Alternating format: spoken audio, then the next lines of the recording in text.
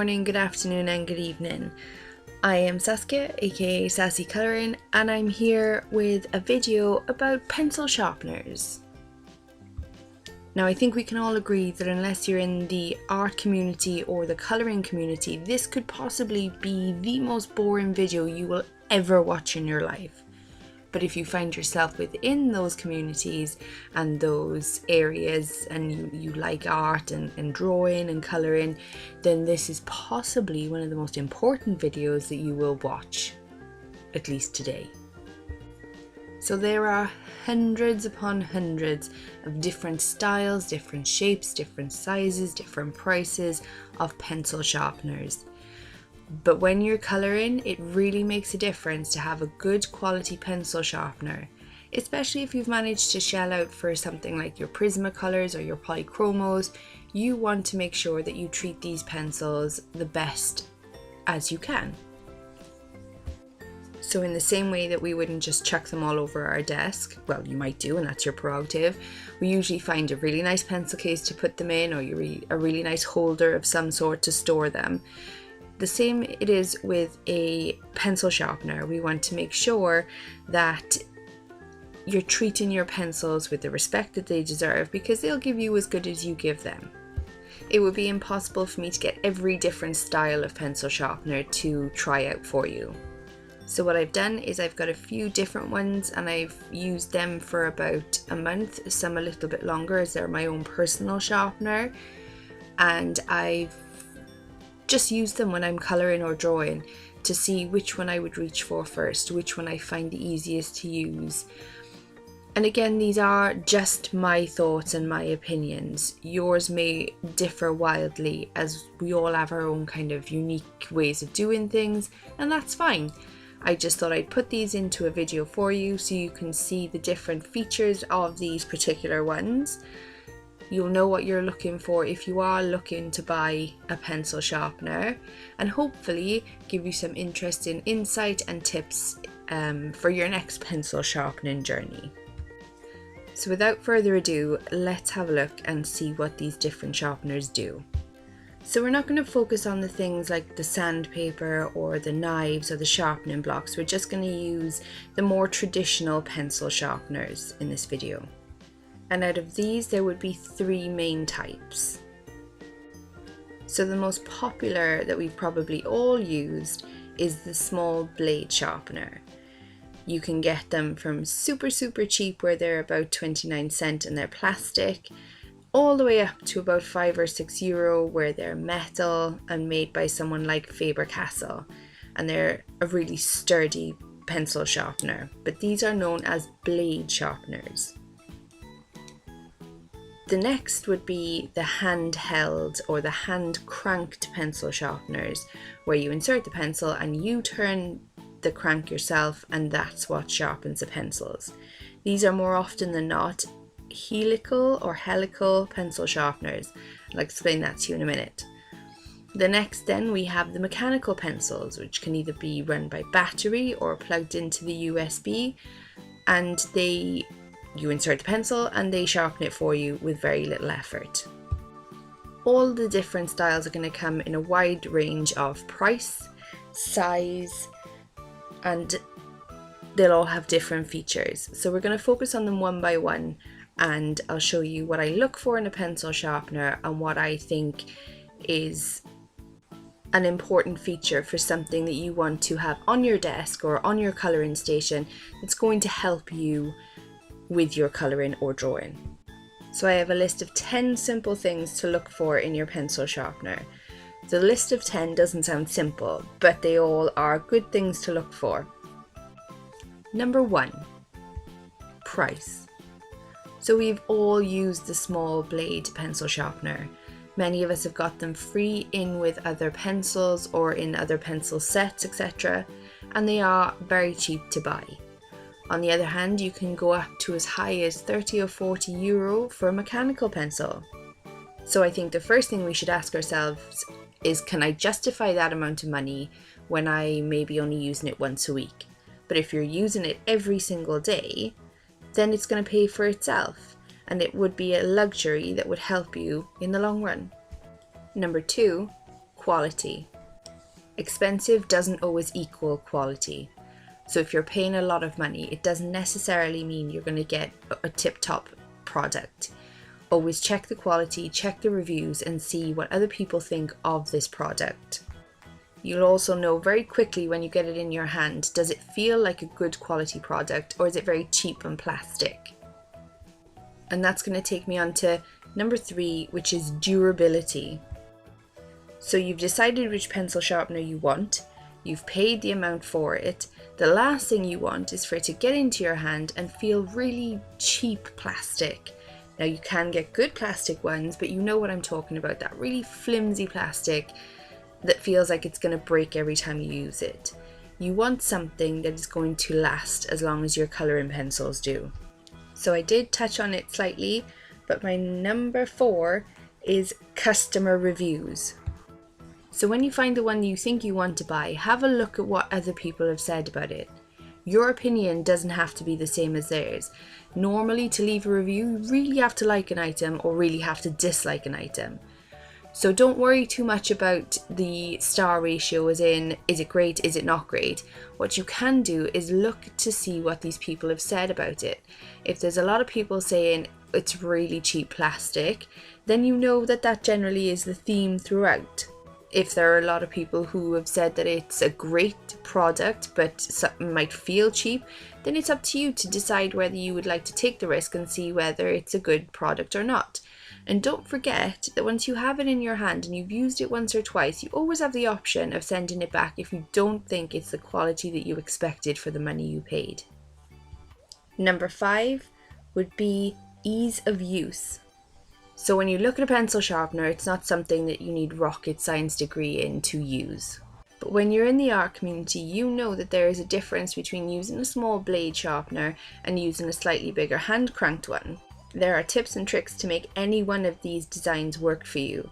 For example, if you use the small blade sharpener, turn the sharpener and not the pencil, and make sure that you're not rocking the pencil as you're sharpening it. That preserves the lead of the pencil or the core. I find that extremely hard to do and always want to go back to turning the pencil and not the sharpener. And so for me, whenever I do this with, say, my Prismacolors, I always end up snapping off the core or breaking the pencil, and so it isn't worth me using one of these because it costs me more in the long run in colouring pencils. Number 6 is cleanliness.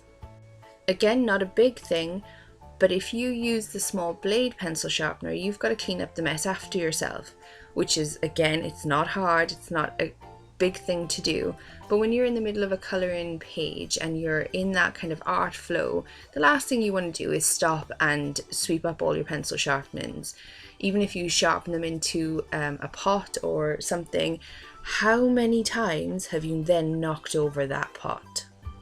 So for me, having any pencil sharpener with a drawer or an area that catches all those things enclosed, that it's a lot harder for me to knock it over in my accident-prone way, makes a big difference to me, and I really like that feature. So whenever I look for a colour or a pencil sharpener, I look for something that will catch the excess pencil sharpenings. I hope that makes sense.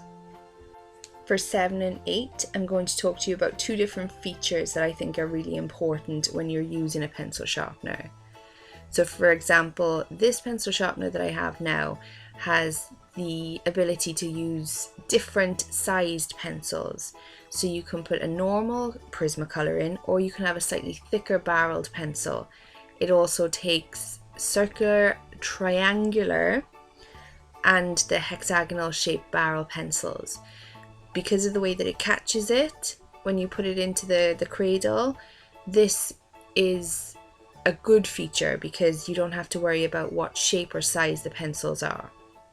So when looking for your pencil sharpener, just keep in mind that if you do have various sized and shaped pencils, that could be a feature you want to look at. The other feature that I really like on this sharpener is the fact that it had a button that you can change the different sharpness of the point. So you can sharpen your pencil to 5 different points. Whereas obviously when you're using the small blade pencil, you sharpen it as you see fit, but you're not going to get the same results every time.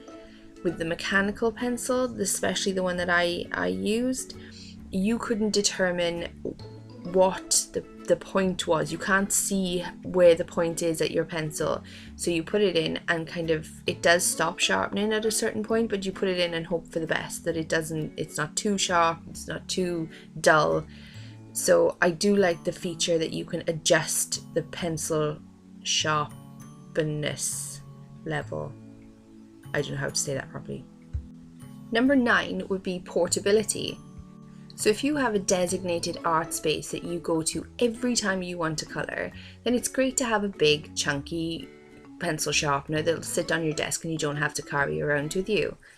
Again, it's not a mega thing to move it from one space to another, but it is something that you want to look at, that if you're going to travel and you want to take your colours with you, is this going to take up too much space? Is it too heavy?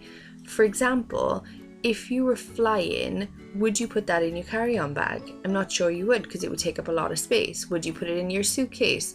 Possibly, but I'm not really sure that that's the point. If you were traveling, you're going to want to go for a smaller kind of blade sharpener. So it's definitely something to think about. Are you the type of person like me who moves from one area to another, and I very rarely go outside those areas? Or if you travel a lot, then you want to think about that too. If you want to take one for the home and one for your travel pencil case, if you have one, then that's something to think about. Number 10 is your personal taste. I can give you all the advice in the world. I can tell you that my favourite was the red Helix hand cranked one, because I love the mechanism inside. I just find that the helical sharpeners, because they're a lot more complex than a normal blade sharpener, they clamp the pencil in place, and then the blades rotate around the pencil, and they can give you such a good sharpen. They're my favourite. I would go for, like, the pink pig one is a cheaper version, but I would go for that over a really expensive mechanical one. This particular mechanical one is just a blade sharpener inside a mechanical mechanism. So for me, I would definitely go for a cheaper version of the hand cranked one over even a really expensive mechanical one, unless it had the insides that I wanted it to. Nothing will change your mind. Once you've got something that you love, that's what you tend to go to. And that's what I found over the few months, or the month or so that I was using these, was that every time I reached for the pencil sharpener, if I picked up the mechanical one to use, I thought, oh, I don't want to use this one again. When I tried to use the small blade ones, I just hate them. When I picked up this one, this was the one that just made me happy. But I do know that there are people who hate this sharpener, really dislike it. I think they're crazy, but nothing compares to your personal taste. So use the tips. Have a look at the price, have a look at the quality, have a look at the durability, think about what you want this for, think about how much you want to spend on it, and then at the end of the day, just get what makes you happy. Okay, so now that I've given you what I assume are completely invaluable tips about buying it, I'm going to tell you a little bit about the ones that I have on screen and how I found them and what I thought about using them. So out of the two that I'm using right now, which is the red plastic one and the Faber-Castell one, obviously the Faber-Castell one is a lot better quality. It's metal, it's more sturdy. The difference being that the red plastic one cost me 29 cents in our local Mr. Price, which is like a bargain store, and the Faber-Castell one cost me €4.99. So as you can see, not only do you leave a mess on your desk, but you can leave a big mess on your hands. And again, this is not a problem, but if you forget about wiping your hands and then go and touch your paper, it's going to leave smudges and marks and just cause you problems. So for me, these are just not an option unless I'm going somewhere very quick that I just want to have a pencil sharpener in a very small pencil case. They do sharpen them to a nice point, but it's not very comparable to what you can get out of the hand cranked or the mechanical ones. So for me, I don't like using these. Next, I'd like to talk to you about the mechanical pencil sharpener. I was very excited to get one. I thought that it sounds very cool. I love the fact that you can either work it off batteries, or if you've got a USB port, you can plug it into the USB port and that's what'll power it. I do think that that's a feature that you're hardly ever going to use. I did try it to see was there better power with the batteries or the USB port when I plugged it into my laptop, and it definitely worked better with the batteries. I paid $14.99 for this particular brand and model. It did come with a second inner core, which is a blade sharpener, which I was a bit surprised at. I thought I'd ordered one with the same type of core as the Helix Sharpener, but it was a blade. It came with the second blade, it came with the batteries, and look, I don't like it personally, but after I finished filming, my youngest son, who's 7, came in and asked me if he could borrow a sharpener. He normally goes straight for the pig one, but because this has got the mechanical element, he borrowed this one, and I haven't seen it since. As he's doing homeschool, he is using his pencil a lot, and every now and again I hear the kind of the whirl of the sharpener, and he loves it. So it wasn't a waste of money because he is having the best time of his life. Every time I go down, he has to sharpen his pencil. But that brings me on to the pink pig sharpener that I got from Tesco's for $5.49. It's definitely not as good quality as the Helix sharpener, but it does get you by in a pinch. The only thing it is, in the middle of the video you might have seen that I have had 2 or 3 of these in different animal faces, not just because I'm a child, but because every time I used them on a certain type of pencil, which were the cheap version of the Faber-Castell pencils, it broke the pencil sharpener. It couldn't cope with the wood or something, I don't know. But every time I used a certain style of pencil on there, I broke it. I do think it's a lot more portable than the Helix sharpener, so if I have to go anywhere, it is my go-to grab for if I'm going somewhere and I need to take a pencil sharpener with me. Rather than even grabbing the small blade ones, I take the pink pig or whatever animal I have at the time. So I'm sure you haven't guessed that throughout this video, my favourite pencil sharpener of all time is the Helix sharpener. This I got on the Amazon Prime Day sale, and it should have been $22.99, and I think I had it for around 15-16 euro. So you can grab it cheaper, but I would for sure pay the 23 euro to get another one. For me, this is the quality, this is the durability, this has got all the features that I need. It's easy to clean out. For me, this is the whole package. And again, it mightn't be something that you like, because I do know somebody who had one who told me that they hated it. All kinds of strange, but that was their opinion. I am going to leave you links to all the different types of sharpeners. Just have a look at what suits your lifestyle better. Have a look to see what means the most to you. Have a look to see what kind of features you're looking for in the product that you're buying. Not just a sharpener, just in general. Do a bit of research, have a little look on the reviews. Don't take them too seriously, but if there is a point that's brought up over and over and over again, then be wary of it or excited by it. As I said in the beginning, a video on pencil sharpeners. Who knew I could get a 19-minute video out of pencil sharpeners? For anybody else not in the kind of colouring art world, this would be the most useless video that they would ever have to watch. But I am the type of person who thinks that if you're going to buy something and it's going to last you well, then you want to know about it. So I hope you found this video useful. I hope you've enjoyed being here.